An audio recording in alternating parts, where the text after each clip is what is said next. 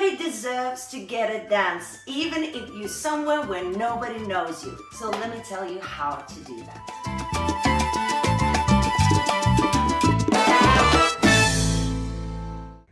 Hello everybody, Rasa the dancer is here. Welcome to my channel. Now, all of us these days, we love to travel, love to explore different places, and luckily for us, salsa, bachata, and kizomba and other Latin dances are now being danced everywhere. You might go to the middle of nowhere, smallest village, and people will still have a little get together where they dance a little bit of Latin dancing or kizomba.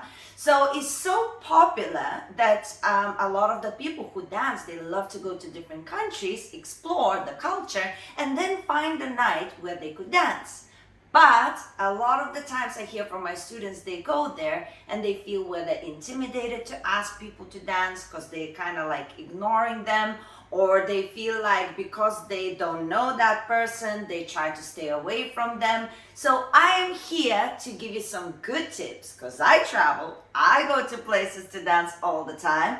I know what's going on. So here we go. Let me give you some tips to help you get those dances no matter where you are.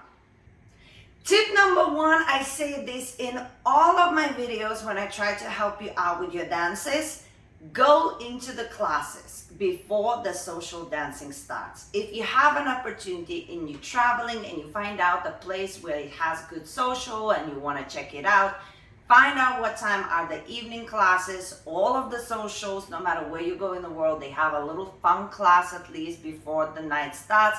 Go join that class because it immediately will allow you to say hello to some people, smile at them, dance together with them. So by the time the class is finished and the social starts, you already have a group of people that you dance with, that you know, that you said hello to. So that is by far the best advice I can give you if you need a little bit more comfort when you're going into a place that you don't know. The second one is super important, so listen up very carefully because it's very easy to misunderstand it, okay? So, take, don't ask, okay? Now let me elaborate, and it goes the same for the followers and it goes the same for the leaders, but I think even more important for the leaders. So, when you go to a place, and in another country, and people seem to be a little bit more distant, you know, they tend to dance with their own and not really be interested to ask others to dance. And even when you try to go and ask them, they say no sometimes, and sometimes very often. And it's really hard to get those dances if everybody around you just saying no. So there is a trick that I do, but you have to do it very specifically because it's borderline rude, okay? So what I tend to do when I go ask somebody to dance, and it might be a leader, it might be a follower, I do both, so I could ask whatever, a woman, a man, whatever. So what I do, I don't ask, I come towards them, and then if they're not talking with somebody else, I'm not interfering with a conversation, but if they're standing on their own, I will come towards them, and as I'm smiling, this is important part, as I'm smiling, I'm actually taking their hand gently and guiding them to the dance floor. They sometimes look confused, like what is going on, because you are in a foreign country. So they are confused and they're kind of going slowly into the dance floor, not really understanding what's going on. And then as you have them in the dance floor, you just start dancing. And they're already in it. It's a trick. But you can see how it could be borderline rude, right? If you grab somebody's arm, pull them into the dance floor, that's rude. If you see them busy talking with their friends and you just pull them in the dance floor, that's rude.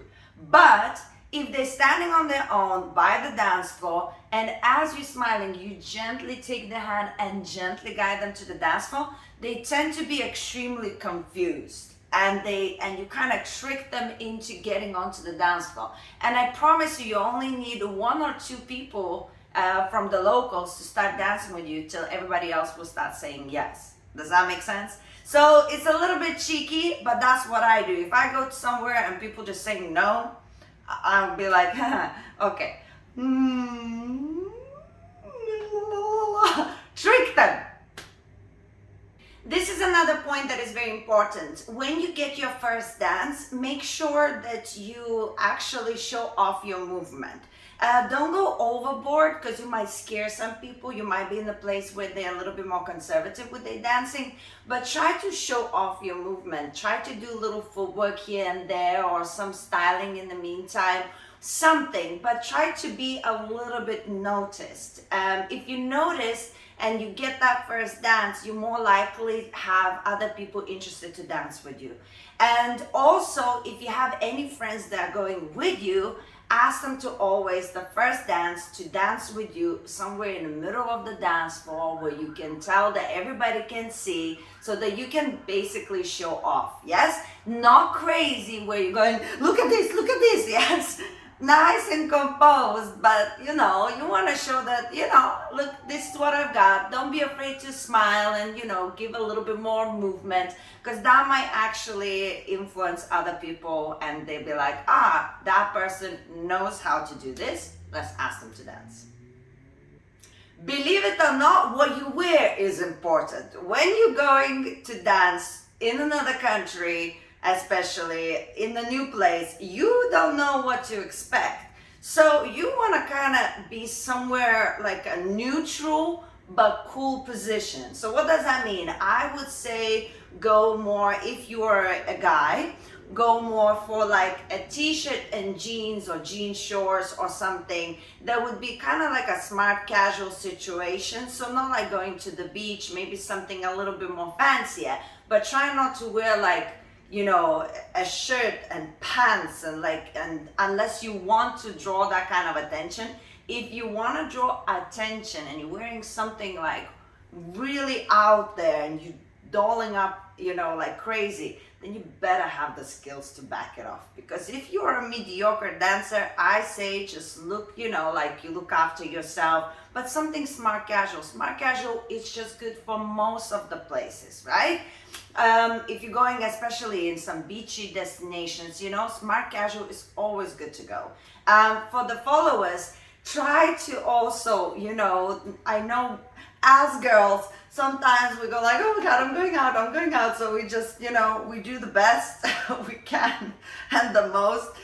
Sometimes less is more. You don't want to put people off. You don't know what kind of scene you're going to. So if you're just the only one standing there with a mini skirt and everything coming out and with full makeup and they're just like, super relaxed, that might be going against you rather than for you. So again, smart casual, don't be afraid some shorts or jeans or leggings. If you're comfortable, you can wear a crop top, but maybe with a little shirt on top. You can take the shirt off, put it on the chair when you're dancing, whatever. Yes, but something, what you wear matters, because if you come out there and you are completely off, it might set some people off and they might have a perception of you, which they shouldn't, but it's people, right? So they will have a perception of you and then you're not gonna get the dances, not because of the way you dance, but maybe because of what you wear. And finally, when you're in the place that you've never been before, maybe a different country, look around for people who are somewhere in the corner, smiling or really wanting to dance, but they also not getting the dances.